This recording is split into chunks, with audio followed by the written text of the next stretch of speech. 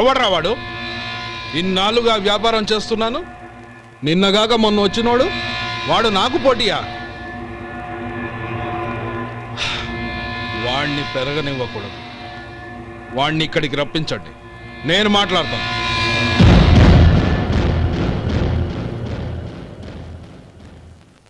నమస్కారం అండి. రమ్మన్నారంట? నీ పచ్చళ్ళ కంపెనీ మూసేయాలి. నీకెంత కావాలి? 5 లక్షలు ఇస్తాను. చాలా? 5 లక్షలు కాదు, 50 లక్షలు ఇచ్చినా నా కంపెనీ మూయడం జరగదు. బాగా ఆలోచించుకొని చెప్పు. ఈ వ్యాపారంలో పుట్టి పెరిగినోడ్ని, నాతో పోటీ పడకు. నా చేతి కింద 6,000 మంది పనిచేస్తున్నారు. ఆంధ్ర మొత్తం నాకు బ్రాంచులు ఉన్నాయి. నేనే మార్కెటింగ్ చేయలేకపోతున్నాను. ఆఫ్టర్ ఆల్ ఒక కుటీర పరిశ్రమలా పెట్టుకొని నువ్వెలా మార్కెటింగ్ చేయగలవు? 6,000 మంది వర్కర్స్ని పెట్టుకుని ఆంధ్ర మొత్తం బ్రాంచీలున్న మీరే నా కంపెనీ చూసి భయపడుతున్నారంటే నా సరుకులో నాణ్యత ఉందనేగా. ఆ నాణ్యత ఉన్నంత వరకు నాకెవరూ పోటీ కాదు. ఈ ప్రపంచంలో నేను ఎక్కడైనా మార్కెట్ చేయగలను. వస్తాను.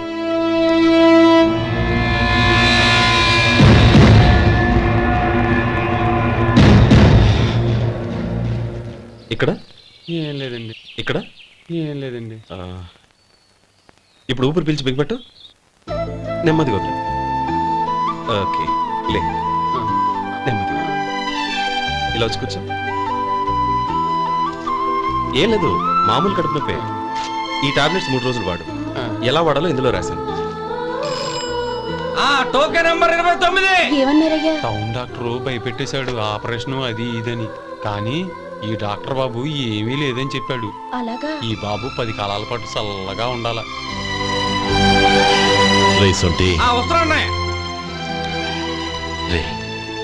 భగవంతుడి దయ వల్ల తమ్ముడు హస్తవాసి మంచిదని అప్పుడే పేరొచ్చిందిరా. తమ్ముడిని దగ్గరుండి జాగ్రత్తగా చూసుకో. పని హడావుల్లో పడి వేళకి భోంచేయడము. అబ్బే అదే లేదన్నయ్య. 1 గంటకల్లా పేషెంట్ కట్టు, భోజనం పెట్టు. అది అలా జాగ్రత్తగా చూసుకో. నేను చూసుకుంటాను కదన్నయ్య, నువ్వు వెళ్ళు.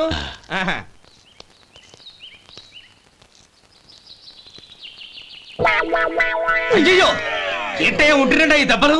ఏదైనా యాక్సిడెంటా? అదేం కాదండి, మరి గోరు కొరికినందుకు ఎలక్ట్రిక్ స్తంభానికి కట్టేసి ఇలా రక్తం వచ్చేలా కొట్టారండి. ఊరు కొరికినందుకు ఎలక్ట్రిక్ స్తంభాన్ని కట్టేసి ఇంతలా కొడతారా? వాళ్ళ అసలు మనుషులా రాక్షసులా? చాలా థ్యాంక్స్ అండి. కనీసం మీరైనా అర్థం చేసుకున్నారు. వాళ్ళు అర్థం చేసుకోలేదండి.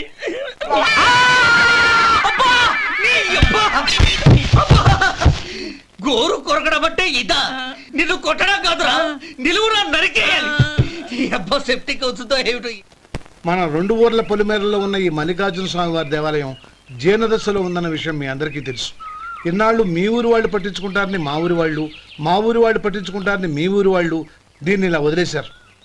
ఈ గుడి మీ ఊరికి ఎంత ముఖ్యమో మా ఊరికి అంతే ముఖ్యం. కాబట్టి మన ఇరు గ్రామ ప్రజలు కలిసి దాన్ని బాగు చేయించి కుంభాభిషేకం చేయించాలనే సదుద్దేశంతో ఒక కమిటీని ఏర్పాటు చేశాం. ఈ కమిటీలో 2 గ్రామాలకు సంబంధించిన ప్రముఖులు ఉన్నారు. కమిటీ ప్రెసిడెంట్గా ఎవరిని ఎన్నుకోవాలనే విషయంలో శ్రీ గోపాలరావు గారి పేరు, శ్రీ లక్ష్మీపతి గారి పేరు పరిశీలనలోకి వచ్చాయి. అందువలన మేమందరం బాగా ఆలోచించి తర్జన భర్జనలు చేసిన మీదట శ్రీ గోపాలరావు గారే అన్ని విధాలా ప్రెసిడెంట్ పదవికి అర్హులని ఈ కమిటీ నిర్ణయించడం జరిగింది.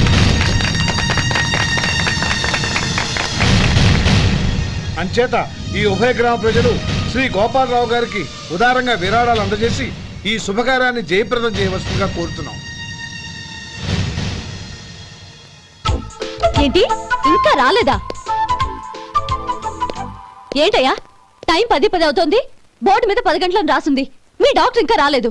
అసలు మీ డాక్టర్ కి టైం సెన్స్, పంక్చువాలిటీ ఏమైనా ఉన్నాయా? ఇంతకీ మీరెవరండి? నేను డాక్టర్ అమ్మని. ఓహో, మీరు డాక్టరేనా? డాక్టర్ అంటే డాక్టర్ని కాదయ్యా, డాక్టర్ని చేసుకోబోయేదానని అర్థం.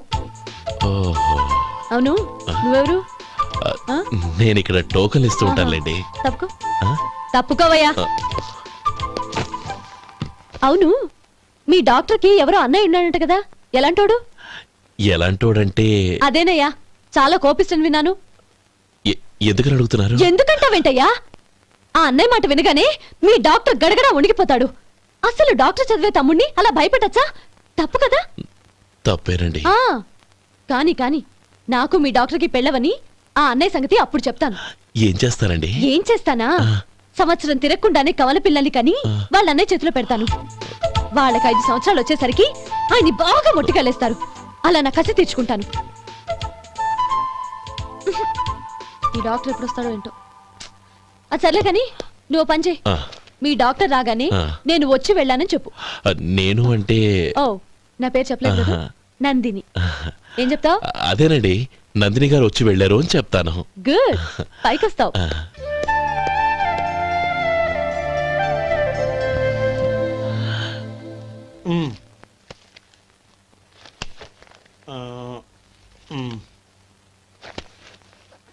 ఆ, దీంతో మొత్తం 4,98,200 అయ్యాయి. ఉమ్. పోతే నువ్వు ఇచ్చినంత ఇవ్వలేకపోయినా ఈ దైవకార్యానికి నా వంతు చందా 1800. దీంతో మొత్తం 5 లక్షలు పూర్తయ్యాయి. సరేరా, ఆ, నేను ఈ డబ్బు తీసుకుని పట్నం వెళ్ళి బ్యాంక్ లో వేసొస్తాను. అలాగే నేను నీతో వద్దాం అనుకున్నాను రా. అనుకోకుండా సాయంత్రం ఇన్స్పెక్షన్ వచ్చింది. పర్వాలేదులే, ఆ. వెళ్ళొస్తాను.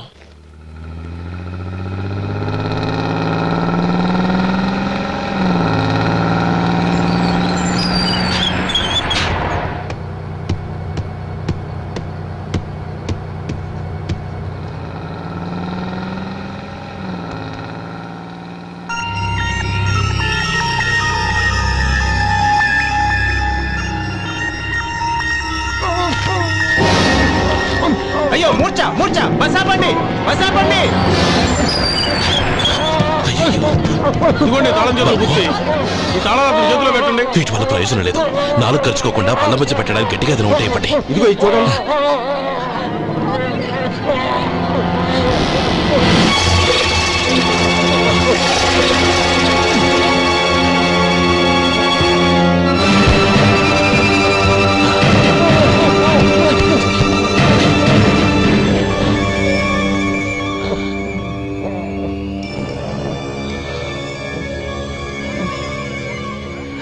మీరు వెళ్ళి మీ సీట్లో కూర్చోండి, కొంచెం గాలాండివ్వండి.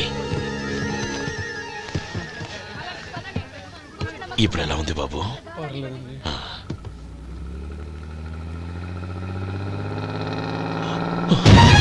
అయ్యో, నా బ్యాగ్ ఎవరైనా చూసారా? అందులో 5 లక్షలు ఉన్నాయి. నా బ్యాగ్ వెంటనే బస్ ఆపండి.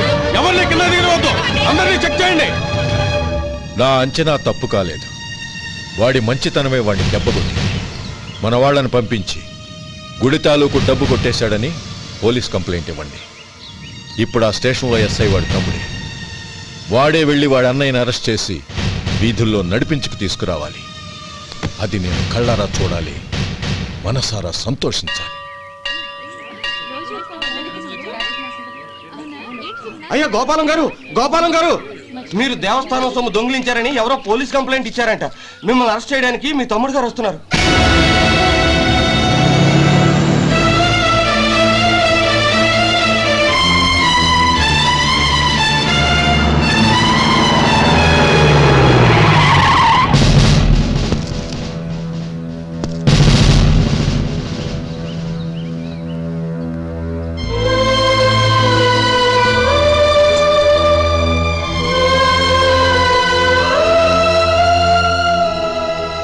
చూడు గోపి, ఎప్పుడు నువ్వు ఉద్యోగంలో చేరావో అప్పుడే తనా పరానే తేడా మర్చిపోవాలి.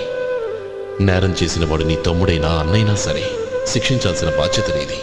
అదే నువ్వు నీ ఉద్యోగానికి ఇచ్చే గౌరవం.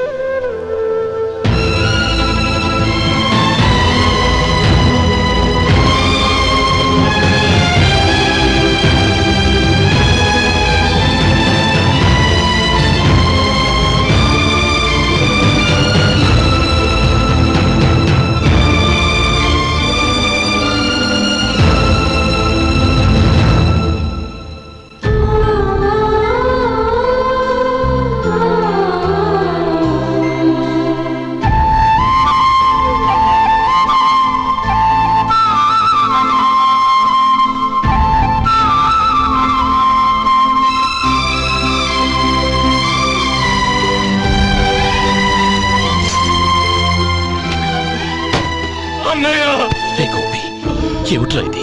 నన్ను క్షమించన్నయ్య. నేను కోరి ఉద్యోగుల చేరిన మాట నిజమే, కానీ ఇలాంటి పరిస్థితి ఎదురవుతుంది అనుకోలేదు.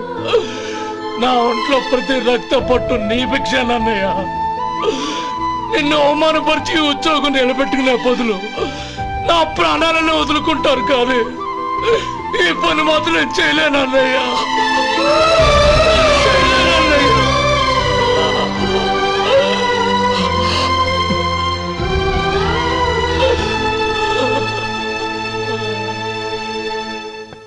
ఏరా, ఇన్నేళ్లు కష్టపడి సంపాదించిన ఉద్యోగానికి రాజీనామా చేస్తావా? కనీసం నీ పెళ్ళాం ఏమనుకుంటుందోనని ఆలోచించావా? ఇందులో అనుకోవడానికి ఏముంది మామగారు? ఎండనక వాననక కష్టపడి ఓ తండ్రి కంటే ఎక్కువగా ఈయన్ని పెంచి పెద్ద చేశారు బావగారు. అలాంటి దేవుణ్ణి అరెస్ట్ చేసే ఆ ఉద్యోగం ఈయనకు అవసరం లేదు. బాగుంది. అన్నకు తగ్గ తమ్ముడు, తమ్ముడికి తగ్గ పెళ్ళాం. సరే, మీ ఇష్టం.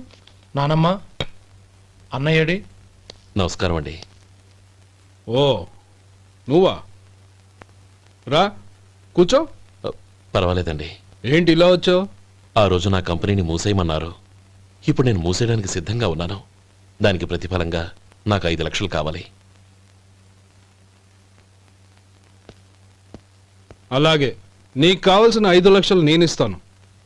చాలా థ్యాంక్స్ అండి. కానీ మీరు మీ కంపెనీని మూసేయక్కర్లేదు. సార్, అవును మిస్టర్ మధు, మీ అన్నగారికి జరిగిన అన్యాయం గురించి తెలుసుకున్నాను. మీ కుటుంబం గురించి కూడా విన్నాను. సహజంగా అందరూ ఐకమత్యానికి ఉదాహరణ రామలక్ష్మణులు అంటారు. కానీ ఆ రామలక్ష్మణులు ఎలా ఉంటారనేది పుస్తకాల్లో చదవడం తప్ప ఎవ్వరూ చూడలేదు.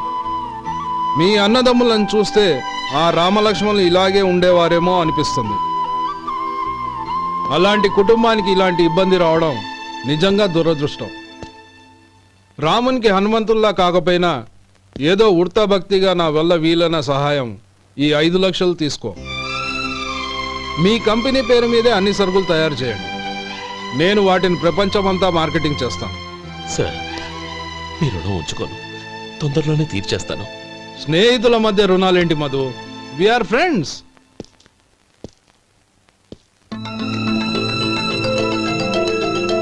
ఏంటే అక్కడ ఆగిపోయావు? రా. నువ్వు మీ అన్నయ్యని అరెస్ట్ చేయడానికి అట్టెళ్ళావు, ఆయన లొంగిపోవడానికి ఇటు వచ్చారు. అవును, యూనిఫామ్ చేత్తో పట్టుకొచ్చావేంటి? సార్, నేను రే, ఈ మాత్రం దానికే బెదిరిపోయి ఉద్యోగం వదులుకుంటావా? నువ్వు ఇలాంటివి ఎన్నో సమర్థవంతంగా ఎదుర్కోవాలి. నిన్ను నేను ఎస్పీగా చూడాలి. అది కాదన్నయ్య. ఇంకేం మాట్లాడకు. ఇన్స్పెక్టర్ గారు, నన్ను లాకప్లో పెట్టండి. ఆగండి సార్, ఆ డబ్బు ఎక్కడికి పోలేదు. నేనే తీసి జాగ్రత్త చేశాను. ఈ విషయం అన్నయ్యకి తెలియక బ్యాగులో డబ్బు కనబడకపోవడంతో అది పోయిందనుకున్నాడు. నేను పట్నం నుంచి వచ్చేసరికి జరిగిన గొడవంతా తెలిసిందే. రే మధు, జరిగిన దానికి నన్ను క్షమించనయ్యా. ఇంటికి వెళ్ళాక అన్ని వివరంగా చెప్తాను.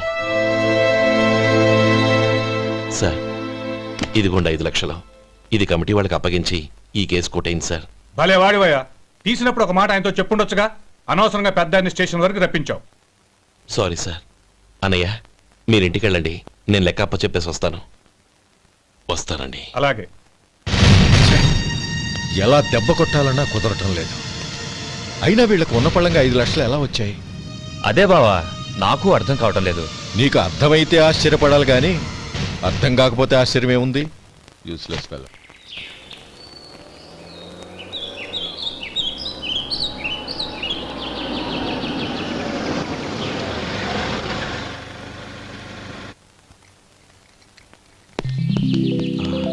నువ్వు ఇక్కడే ఉండు. అన్నయ్య మూడు ఎలా ఉందో చూసి నేను లోపల తీసుకెళ్తాను. ఓకే? అలాగే.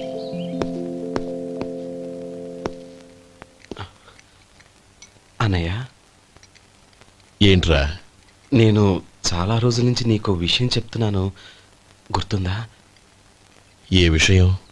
అదే అన్నయ్య, నేను ఓ అమ్మాయిని ఓ అమ్మాయిని లవ్. ఓహో, లవ్ చేస్తున్నావా? ఆ విషయం నువ్వు నాకెప్పుడు చెప్పావురా? ఊళ్ళో అందరూ అనుకుంటుంటే నేను విన్నాను. సారీ అన్నయ్య, నీకు చాన్నాళ్ళుగా చెప్పాలనుకుంటున్నాను కదా, అందువల్ల చెప్పేశానేమో అనుకున్నాను. ఓహో, ఆ అమ్మాయి వచ్చిందన్నయ్య, బయట నిలబడి ఉంది. బయట నిలబెట్టడం ఏమిట్రా? లోపలికి తీసుకురా. అలాగే అన్నయ్య. ఏయ్, అన్నయ్య మంచి మూడ్లో ఉన్నాడు, రా. కమ్.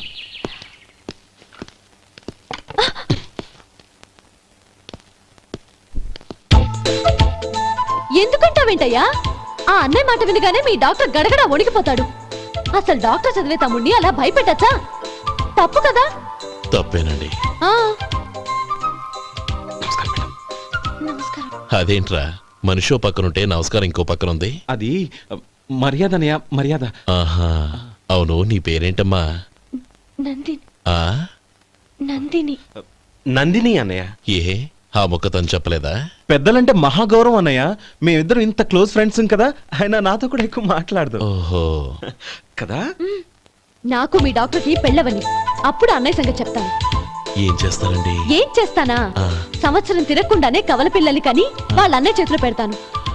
వాళ్ళకి 5 సంవత్సరాలు వచ్చేసరికి ఆయన్ని బాగా ముట్టిగలేస్తారు.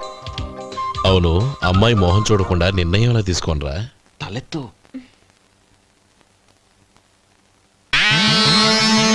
ఏం చెప్తా? అదేనండి, నందిని గారు వచ్చి వెళ్ళారని చెప్తాను. గుడ్. ఆ. పైకొస్తావు.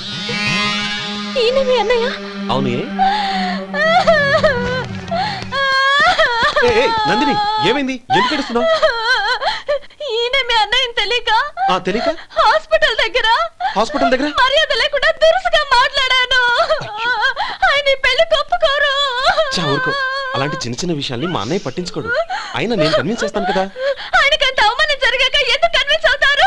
అవ్వరు. చూడు, నువ్వు వేరే పెళ్లి చేసుకొని నీకు పుట్టబోయే బిడ్డకు నా పేరు పెట్టుకో. ఏంటా మాటలు? నేనే నుయ్యగుయ్యో చూసుకుంటాను. అదిగో ఆ చూపు చూడు. ఆ చూపు ఒకలా ఉంది. ఖచ్చితంగా ఆయన పెళ్లికి ఒప్పుకోరు. నందిని, నా మాట విను ప్లీజ్. నందిని, రే శేఖర్, ఆ అమ్మాయి చెప్పింది నిజమే. తనని ఎప్పుడైతే హాస్పిటల్ దగ్గర చూశానో అప్పుడే నేను నిర్ణయానికి వచ్చేసాను. విన్నావా? నేను చెప్పానుగా, ఆయన ఆల్రెడీ ఓ నిర్ణయానికి వచ్చేసారట. ఇక నేను వెళ్తాను. అలాగే వెళ్ళు. వెళ్ళి ఈసారి వచ్చేటప్పుడు మీ అమ్మా నాన్నల్ని తీసుకురా. ముహూర్తాలు ఎప్పుడు పెట్టుకోవాలో నిర్ణయించుకుంటాం. అర్థం కాలేదా? నువ్వే మా వాడికి సరైన జోడి. అదే నేను తీసుకున్న నిర్ణయం. థాంక్యూ బావగారు. నన్ను ఆశీర్వదించండి. లేమా, శీఘ్రమేవ కళ్యాణ ప్రాప్తిరస్తు.